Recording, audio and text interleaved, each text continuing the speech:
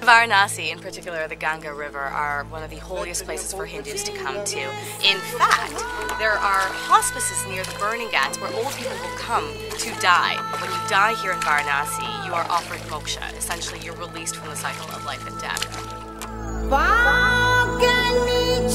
The Ganges is not a particularly clean river, all things considered, and yet it's such a holy place to bathe and wash away sins in the Hindu faith. In order for something to be safe for bathing, not drinking, bathing, 500 bacteria, fecal bacteria, should be in 1 liter of water. Now, in the Ganges, it has over 1.5 million in a liter of water, so it's literally tens of thousands of times more concentrated than it should be safe. Now, there are a lot of attempts to clean up the Ganges. You'll see along the river there are water treatment facilities, but that's really just for the drinking water that goes back into Varanasi itself. It doesn't do anything for the river.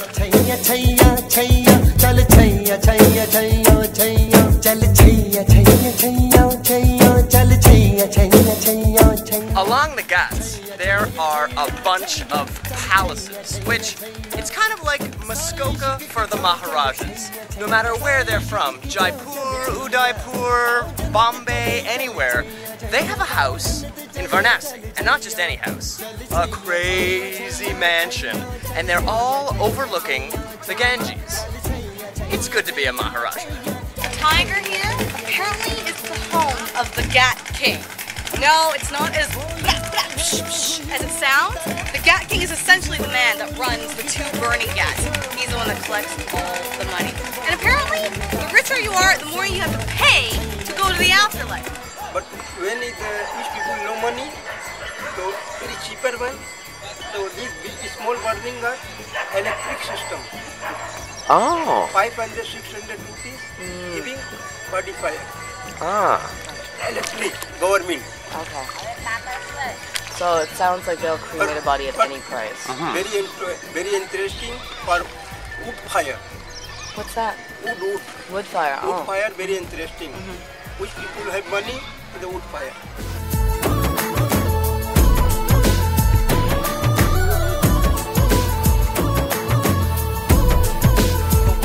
Of the Ganges varies a lot through the year, and as a result you'll find high water lines all over the place. Right now we're here in the dry season, so you can see all the stairs on the ghats, but when it's actually monsoon season, you can see the water go almost as high as the sewage treatment centers.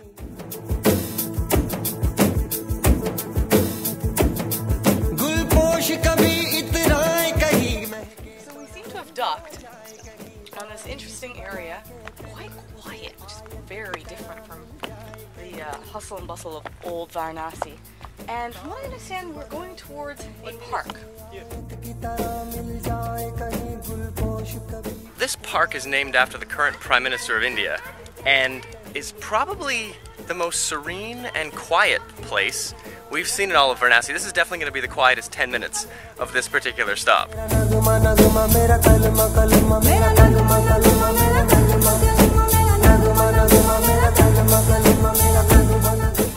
It's almost like the cows know that they're not allowed to poop in here, because they are itching to do it.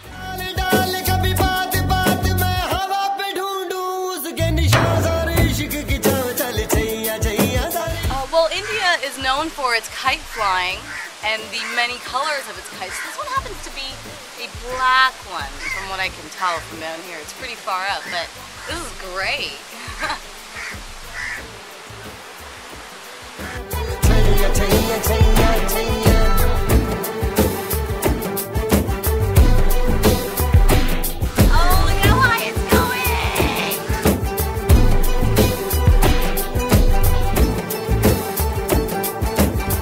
Sensing a pattern here. In Darjeeling, the train broke down, making it almost impossible for us to get to our bus. And right now, in Varanasi, the boat's broken down. And that makes it pretty much impossible to get to our plane.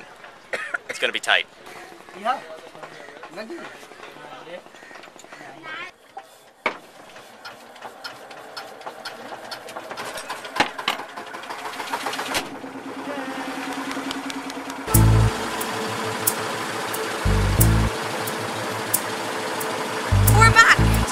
Our tailored saris and Matt's kurta.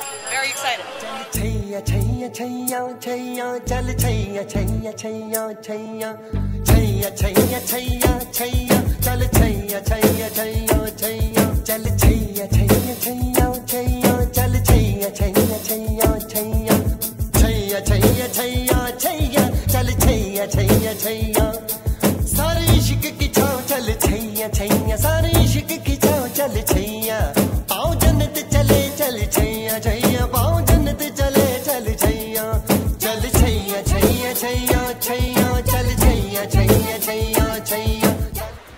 Thank you.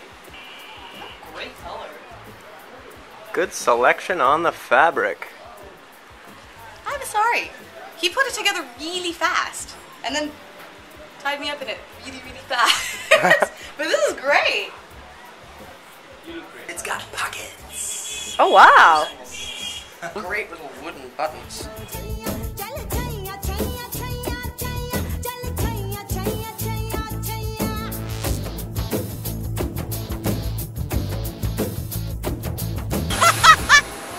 No, we're just leaving Varanasi Airport to get on our SpiceJet flight. On our way to New Delhi to grab a bus to Agra. I'm gonna hope that a red can with a white ribbon through it is Coca-Cola everywhere. I think if we landed in New Delhi first, it would have given me a much different taste and impression of India. It would have been a nice way to ease into it instead of the slap of culture shock. It has lanes, a highway, orderly traffic, an absolutely world-class city. And no cows.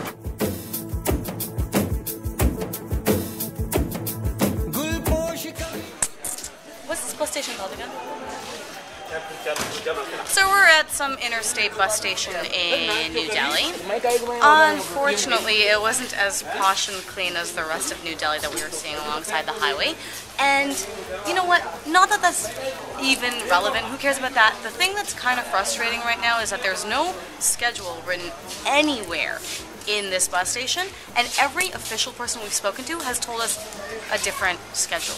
If there's a moral to this story, it's that when your travel agent says, don't worry, just get there, you'll find the bus, if you're going to India and you don't speak anything but English, a bus is not the way you want to do that. Everyone's just looking to get you on their bus, whether it takes 2 hours or 9 hours to get there. A kid just came on. Another kid just ran out. Okay. Hi, mine is We're on a local bus. So we're on a local bus, and I believe we're going to Agra. Wasn't the bus number that they told us?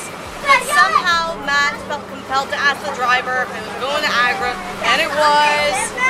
So I believe we're going to Agra, and it might be an express because it's taking anywhere between 5 to 6 hours. At least we're getting to where we want to go.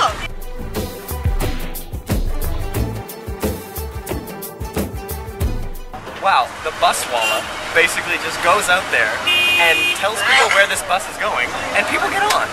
Agra, Agra, Agra, Agra. It doesn't matter where we are. We're not at the bus terminal at all. A waterwala just hopped on the bus. I take it back. It's not just a waterwala. It's like a shopping mall in the bus right now. It's a cornucopia of wallas. The door is still open and we're on the highway. Something I've noticed about traffic in India is that in Toronto, everyone drives like they're gonna die. But here, everyone drives like they're gonna kill somebody.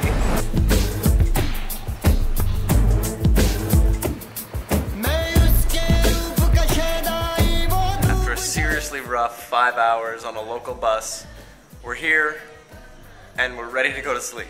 And tomorrow, it's time for the Taj Mahal and Agra Fort.